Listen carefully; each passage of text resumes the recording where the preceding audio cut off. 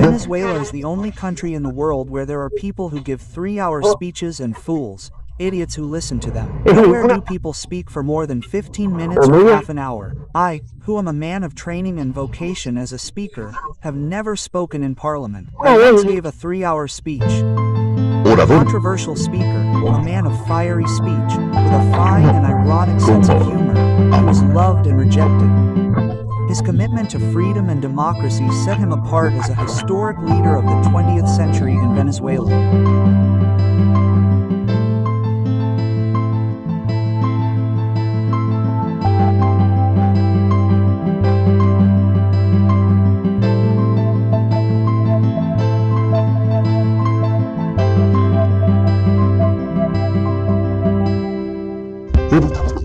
Villalba was born in Pampatar on March 23, 1908, into a family with a long history of political struggles in Venezuela.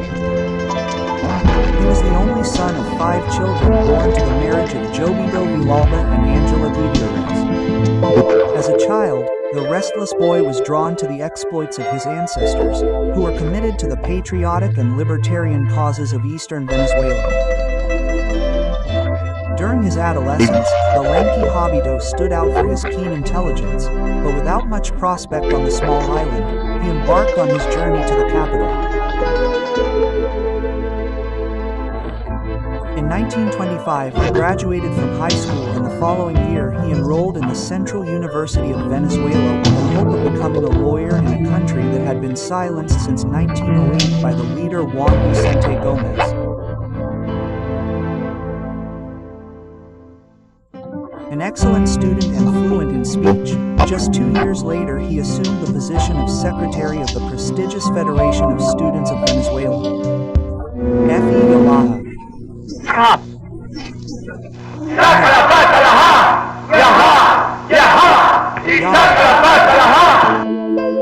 In the hallways of the university, the satirical song Saca la Pata is shouted.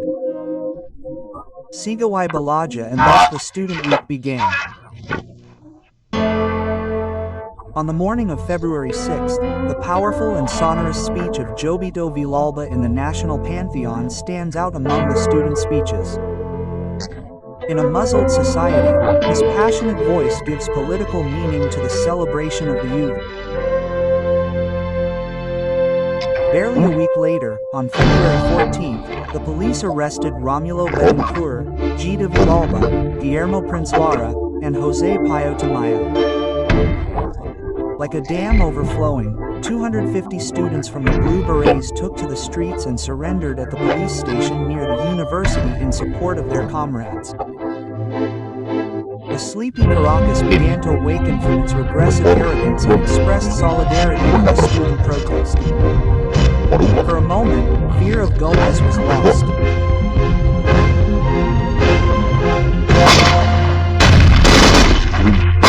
Mobilization, stimulated by the voluntary imprisonment of the students and their early release, led to a surprise civic-military uprising. On April 7, 1928, the police once again took Villalba prisoner and sent him to the Rotunda, where he survived for a year and a half in the inhumane conditions of this prison. He was then sent to the Puerto Cabello Castle. Quito remained behind its cold walls for 6 years. He was unable to continue his university career, but he managed to take advantage of his forced confinement and dedicated long hours to studying law and learning languages. In front of the other prisoners, his firm speech took on the tone of a sermon. In return, his attentive listeners generously granted him the title of teacher.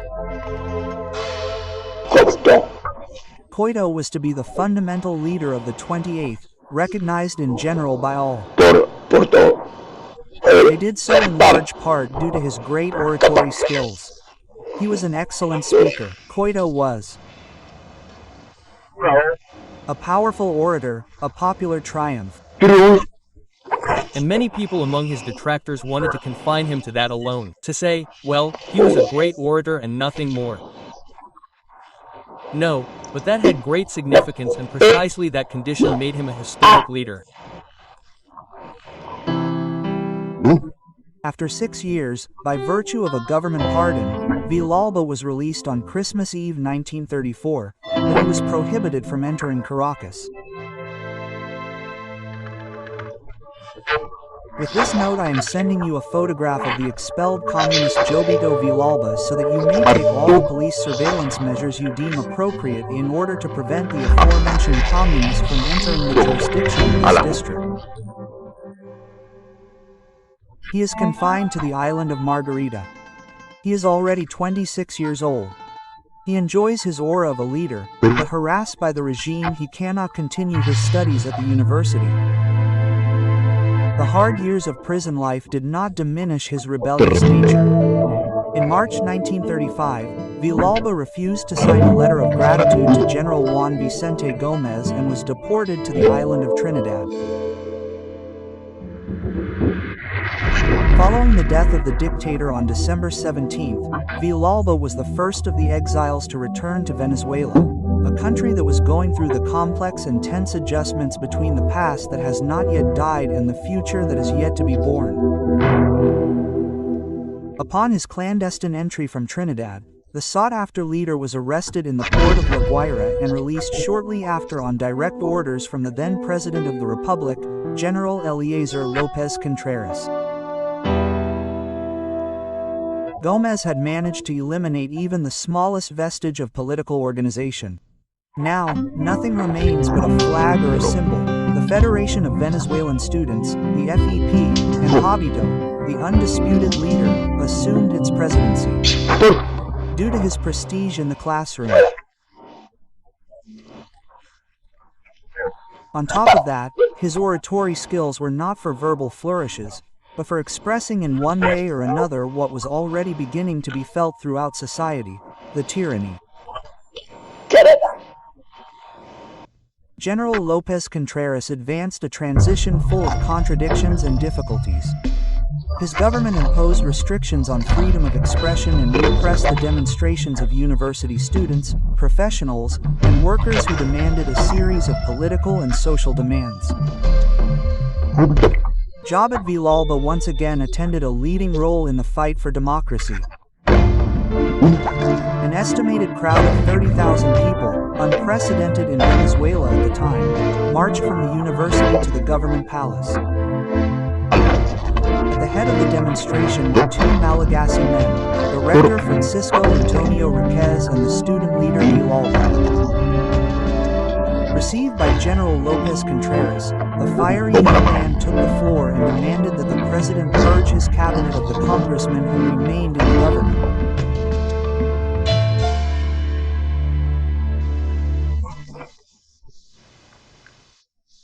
López asks Rector Risque if he agreed with the words of Bachelor Villalba, and Dr. Risque replies, "I wish I were Dr. Villalba's age to say the same thing he said."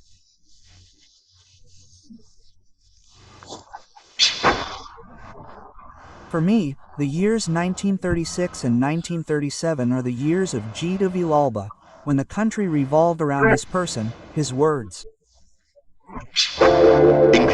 Amidst the atmosphere of social and political effervescence, Jóvito Villalba founded the PDN, the National Democratic Party, which groups the left, with Rómulo Betancourt and other student leaders. The government denies the legalization of the party. There is a truly transcendental document, which is the argument that the young student Jóvito Villalba makes before the Supreme Court of Justice regarding the illegalization of the National Democratic Party, the only party of the left that is a hymn to democracy and a hymn to freedom. Jóvito Villalba is elected deputy to the National Congress for the state of Nueva Esparta. However, the Federal Court of Justice, the Supreme Court, annulled his mandate. But the persecution against him did not stop there. In February 1937, the prestigious leader was arrested and expelled from the country by order of an executive decree that labeled him a communist. At age 29, after this new exile, the predominance of his political career left very little room for recounting his private life.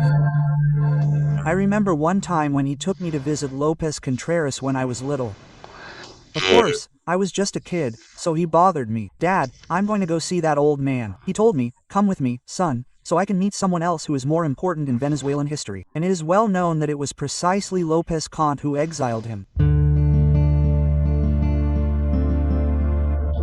Prevented again from completing his university studies, Villalba traveled this time to Mexico and shortly after went to Colombia.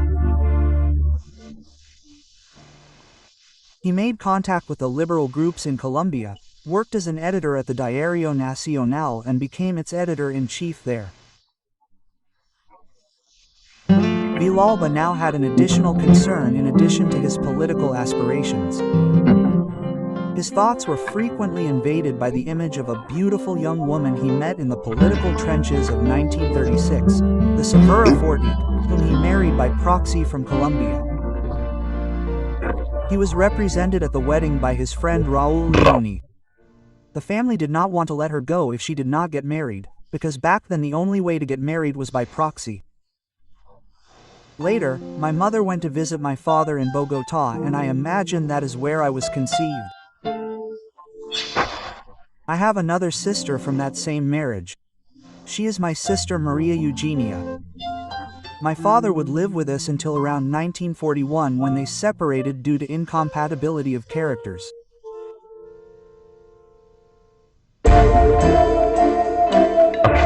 Towards the end of 1939, the exiles returned to the country and the clandestine ones came to light. Upon returning to Venezuela, Villalba collaborated with the newspaper El Universal and continued his preaching for the unification of the political forces seeking a democratic solution. It had been 17 years since he began attending university classrooms and he finally managed to graduate as a lawyer.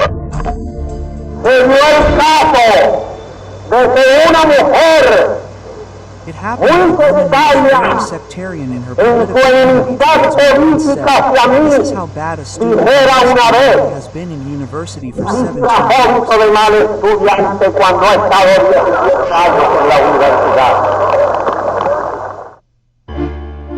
In the new environment of political guarantees achieved with the presidency of General Isaias Medina Angarita in 1941, Villalba assumed his seat as senator for Nueva Esparta without obstacles. However, he continued to be the target of criticism for his support for the government of the new president. In 1945, on the eve of the end of General Medina Angarita's term, the Democratic Action Party, in alliance with young military men, staged a coup d'état against him. October 18th, in the context of the political fervor of those years and given the commitment of the revolutionary junta to call elections for the universal, direct, and secret election of the president and a constituent assembly. On December 18, 1940, Elias Toro, Isaac Pardo, among others, created the civic electoral group Unión Republicana Democrática, URD, which was joined shortly after by Jóvito Villalba, who would be appointed Secretary General at the First National Convention in 1947.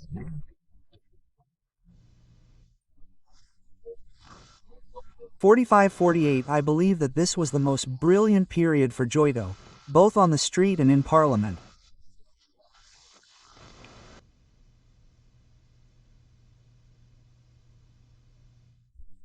I remember him as a very sweet man at that time, very, very paternal, if you will, very protective, right? And above all as a very professorial man, always on hand to share with me examples of all kinds, to teach me things. 1948 began and the candidate for Democratic Action, Rómulo Gallegos, assumed the presidency of the Republic as the first civilian elected with a popular vote. The country was on the verge of long-awaited political, social, and cultural transformations. Jóvito, elected deputy, dazzled with his oratory skills. Those were forceful speeches in their argumentation and logic. He stood out in Congress for his critical work and for proposing formulas for political reform and administrative organization. Unfortunately, Jóvito did not leave a written work. but he left a work in the fight for democracy and freedom. In August 1949, he married Ismenia Villalba, who would be his loyal companion until the end. With her, he had 6 children. The first child was Adelaida, the second was me. The third was José Donato. Then came Maria Margarita del Valle, born in New York, Faustino Jóvito, born in Caracas, I think he came with a seed, since January 23rd, and the last, Carmen Lorenza, who was born in the year 60. A few months after Gallegos began his term, the army staged a coup d'état and took over. The democratic experience had just begun. General Carlos Delgado Chalbo assumed the leadership of the government. In the early 1950s, with democratic action and the Communist Party in hiding and despite the precarious conditions of legality, Jóvito was an active militant in the fight against the military dictatorship and in favor of a democratic constituent assembly. His call for the return of former presidents Gallegos and Medina to the country resonated.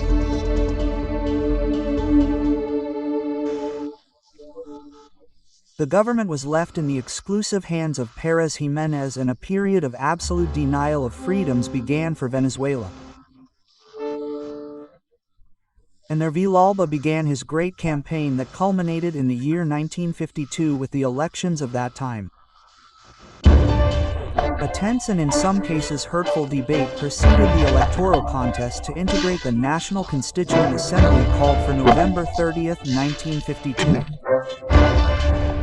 Faced with the controversy of whether or not to participate in the elections, which according to some would legitimize the military, Villalba raised his imposing speech expressing his confidence in the people and in the possibility of defeating the dictator. This position is a source of misunderstandings and resentment towards the leader from Margarita. It was necessary to seek the vote. This was Villalba's thesis, and that is why he was always opposed to the thesis of abstentionism. Despite the official advantage in avoiding the risks of an increasingly stronger repression, the leader, through his electrifying words, moves the feelings of Venezuelans with the slogans of national integration and popular unity. He will demonstrate once again that oratory is his weapon and his trench. As in 28, as in 36, Villalba is the verb in politics. Villalba says unity, unity, unity, which at that time basically meant unity with the communists. Because the Erdistas, the AD, the independents, the communists, all the people voted. That is the manifestation of unity, and that is why General Pérez Jiménez received such a tremendous beating. Jóvito managed to concentrate the majority.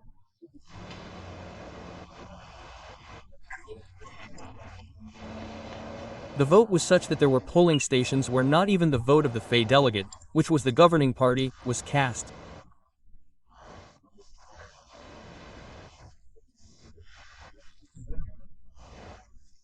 It was overwhelmingly a vote with the yellow card that scared the dictator and led to the coup of December 2, 1952. Although he recognized that Erd had triumphed, he said that he could not accept it to the armed forces because the electoral victory of Erd meant the electoral victory of the democratic action of the Communist Party.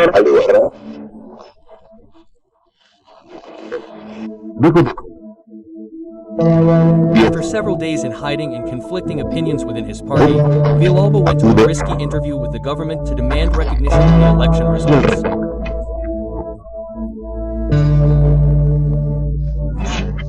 Along these lines, we attended the Ministry of Internal Affairs. After the preambles, Laureano Val said, "Look, the government's proposal is the following. Recognize the elections under these terms. The votes you got are the votes of the FE, and the votes of the FE are your votes.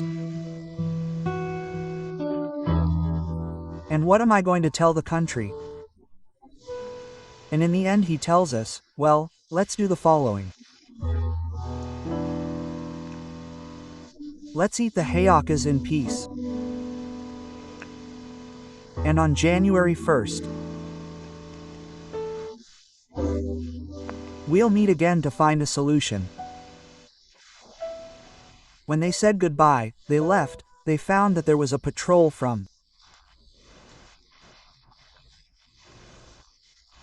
National Security at the door, and so they forced him to enter and took him to La Carlota, where a plane was waiting for him, and they took them to exile in Panama. There was no negotiation. But what there was a bit of naivety.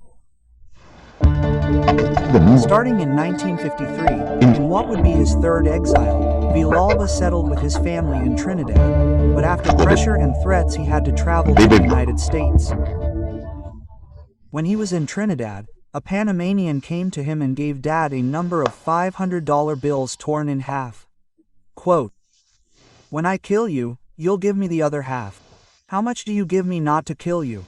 And Dad, who was a little fool because Dad was a very, very tough man when faced with that type of circumstance, he was a man who, practically jumped on him, called the police, and the guy was arrested and taken out.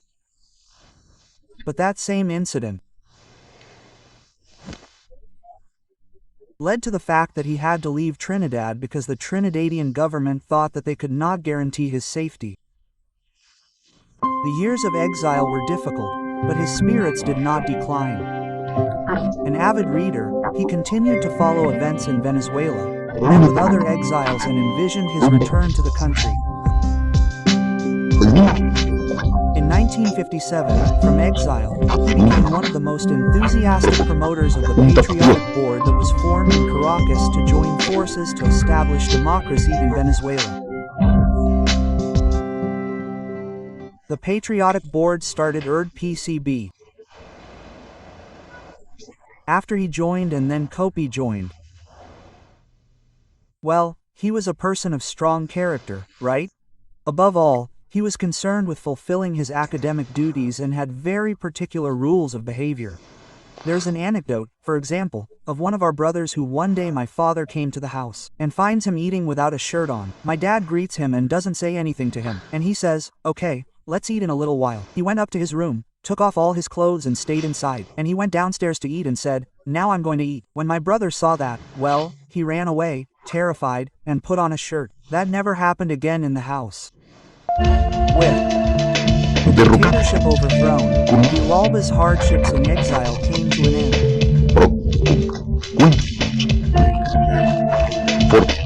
Close to turning 50, he returned to Venezuela strengthened in his conviction that the unity of democratic forces is the best path for the country, and encouraged by the discussions held in New York with Rómulo Betancourt and Rafael Caldera, which would culminate in the so-called Punto Fijo Pact. Señores, en nombre del doctor Caldera, el señor Betancourt y en el mío propio, yo proclamo al llegar a la patria que existe una tregua entre los partidos políticos, que los partidos políticos no irán a elecciones de tipo sectario para despedazarse, para despedazar la unidad democrática del pueblo. At the end of 1958, elections were called to choose the first president of the democratic regime that was being inaugurated. Villalba did not present his candidacy and supported Rear Admiral Larrazabal, head of the governing board that succeeded Pérez Jiménez. To defeat Betancourt, with Democratic Action being such an organized party, extraordinarily organized, it was necessary to find a figure who would go beyond the party and have an impact on the population and on people who were not politically committed. At that time, the Larrazabal had impressive prestige. Rómulo Betancourt of Democratic Action won the elections.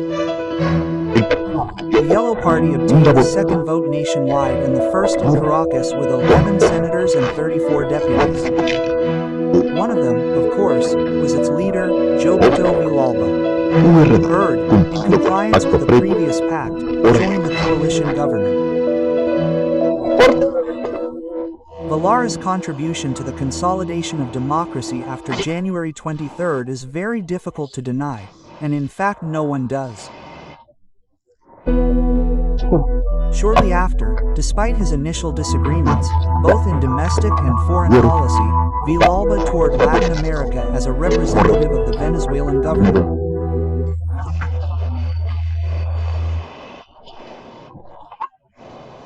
The continental tour against the coup d'état, that is, he continued to keep his sights set on the danger that the democratic regime was running due to the presence of anti-democratic groups within the army.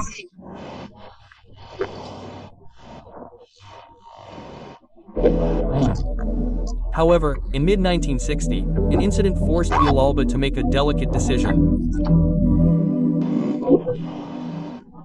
Following the Costa Rica Conference in which Cuba was expelled from the Organization of American States, he withdrew from the coalition, but what was called the Institutional Pact was maintained for a very, very long time. In the early 1960s, the country experienced a time of tense political turbulence due to the guerrilla insurgency of an important sector of the left. Jóvito Villalba, with the vigor of his 55 years and 4 decades of intense political activity, ran for the presidency of the Republic for the first time. He traveled the country from end to end. He denounced the government's attitude towards violence as aggravating the danger that national peace would be destroyed, and he distanced himself from the radical left. On December 1st, Election Day, the teacher Jóvito awaits the election results, engrossed in a game of dominoes while reading, his favorite pastime. So, Villalba is developing his campaign under this slogan: vote yes, bullets no. This is a direct message that the solution was not in guerrillas or bullets, that the solution was in voting. He jokes with his adversaries about the game, warning them not to play well because they are facing the next president of the Republic. At the end of the day, the election results are announced. Villalba has won the game of dominoes, but he has lost the presidency of the Republic. Shortly after, the ERD leader announces that he will participate in the so-called broad-based government that will be presided over by the recently elected Raúl Leoni, because it is the only possibility to preserve the peace of the country. I have never allowed myself to be dominated by the interests of a party, yellow, green or white. I do not want to be an instrument of COP, an instrument of the Adecos, or turn road into a sectarian party. None of that, because none of that interests me, of that. In 1973, at the head of a party that was certainly diminished, Villalba faced a new challenge: running for president to save the validity of ERD. Once again, fortune did not accompany him. At the beginning of the 80s, Villalba, already retired from the leadership of his party since October 1975, traveled outside of Venezuela for a few months and took a break from his intense public life, although his alert speech was still heard. The entire government, the legislative branch, the executive branch, and the judiciary are beholden to the country. They are there to solve the country's problems, not to engage in partisan politics. When there is a judiciary totally controlled by a party or a combination of parties, there is no freedom. What there is a mark of freedom, a mockery of the citizenry, of the people. In 1981, health played a bad trick on teacher Jóvito. At Romulo's funeral, my father suffered the first manifestation of what would be an illness that would eventually lead to his death. The worsening of his illness kept him away from the public life, although he accompanied his wife Ismenia in the presidential candidacy of 1988. After difficult years of ill health, Jóvito Villalba died in Caracas on July 8, 1989. Few men have lived as intensely in politics as he. Few personalities have been as controversial as his. Vehemently denied and passionately followed. Some accuse him of engaging in politics of compromise, of exaggerated egoism, of being a windbag. Others describe him as a man exceptionally gifted for the tasks of government but did not have the fortune of becoming president. A stellar figure in 1928, 1936, and 1952. His eventful political life, with its prisons and exiles, with its fiery arrogance, bequeaths us a vital commitment to freedom and to the defense of the democratic ideals of Venezuelans.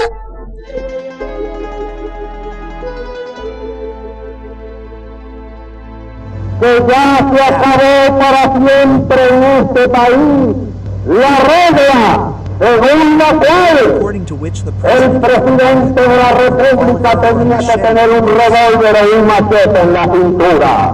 Eso, señores, se acabó hace 3 días en Venezuela.